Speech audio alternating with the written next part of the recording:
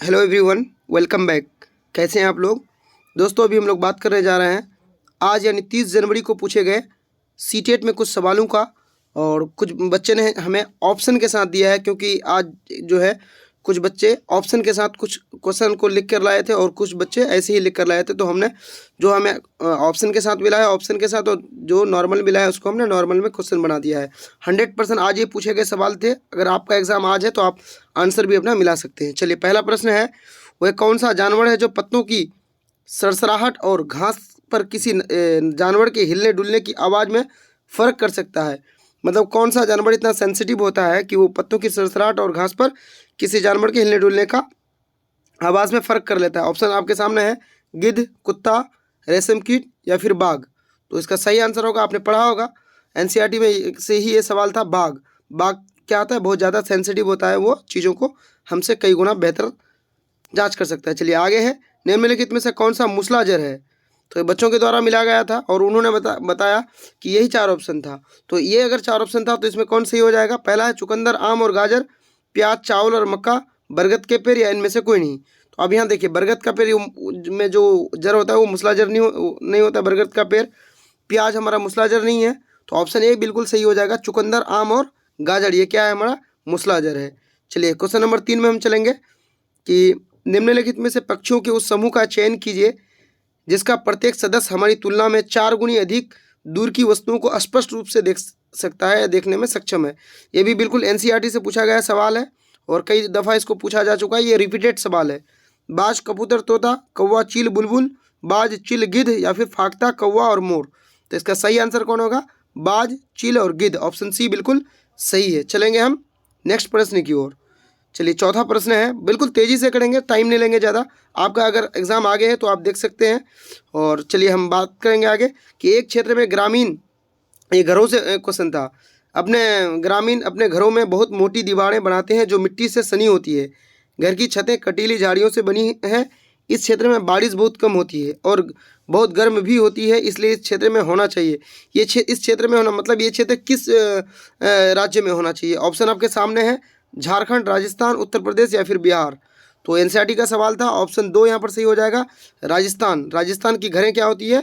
मिट्टी की बनी होती है, क्योंकि वहाँ बहुत ज़्यादा धूप और टेम्परेचर बहुत हाई रहता है, बारिश कम होती है। चलिए हमारा पांचवा प्रश्न है कि भारत में सबसे ज़्यादा बारिश किस राज्य में होती है? बिल्कुल आसान सा बेसिक सवाल था। मानसीराम में, सिक्किम में, जम्मू कश्मीर में या फिर राजस्थान में? तो भारत में सबसे ज़्यादा जो बारिश होती है वो कहाँ? मासिनराम में होती है, जो कहाँ है? मेघालय राज्य में है। इसको आपको ध्यान में रखना है कि जो मासीराम है वो कहाँ है? ये मेघालय में है। चलिए इसके बाद हम पढ़ेंगे आगे कि प्रसिद्ध चार चिनार स्थित कहाँ स्थित है? तो यहाँ कहाँ स्थित होना चाहिए? चलिए आप क्वेश्चन समझ गए होंगे। चार चिनार के बारे में पूछा है, चार मीनार नहीं, कंफ्यूज नहीं होना है। डल झील में है, वुलर झील में है, सांवर झील में है या फिर राजसमंद झील में है?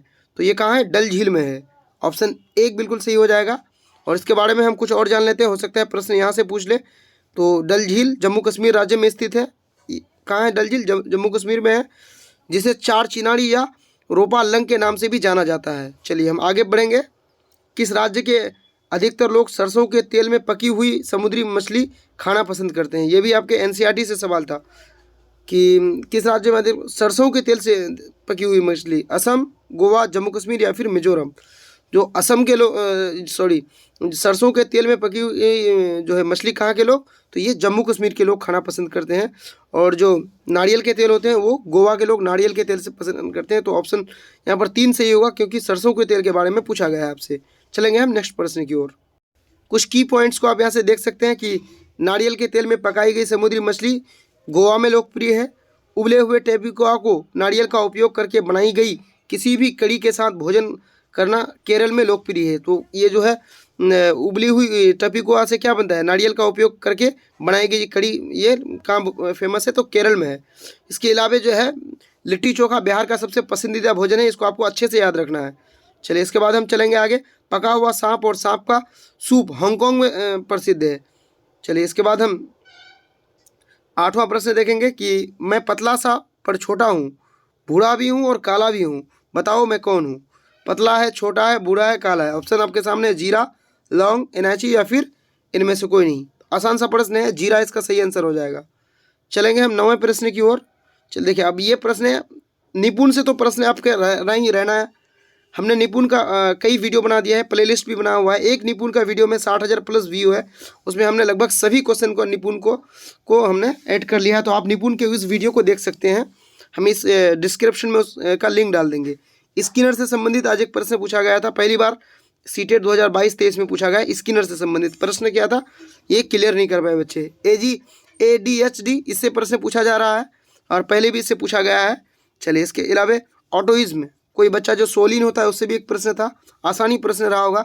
NCF NEP यहाँ से भी प्रश्न पूछा गया है और हर दिन पूछा जा रहा है। तो आप इन को भी अच्छे से एक बार देख लें। प्ले लिस्ट में कई सारे वीडियो बना दिए हैं और इसके डिस्क्रिप्शन में, वीडियो के डिस्क्रिप्शन में NCF NEP का भी वीडियो हम डाल देंगे। चलिए, मैथ में जो है पैटर्न से संबंधित प्रश्न पूछा गया था, भिन्न से संबंधित प्रश्न था, प्लेस वैल्यू पूछा गया था, क्षेत्रफल से संबंधित प्रश्न था, LCM SCF हर शिफ्ट में रहता है, और NEP 2020 से एक प्रश्न मैथ में भी पूछा गया था। तो ये था आज का, और ON हेले से भी एक प्रश्न पूछा गया था। तो आप, अगर आपका एग्ज़ाम सीटेट का आगे है तो आप इन टॉपिक को एक बार अच्छे से देख लें, क्योंकि आपका जो है कहीं से भी पूछा जा सकता है। और निपुण को आप अच्छे से पढ़ लें, हमने निपुण का बहुत अच्छा से पढ़ाया है। तो चैनल में नए हो तो लाइक और सब्सक्राइब करें और दोस्तों के साथ शेयर जरूर करें। धन्यवाद।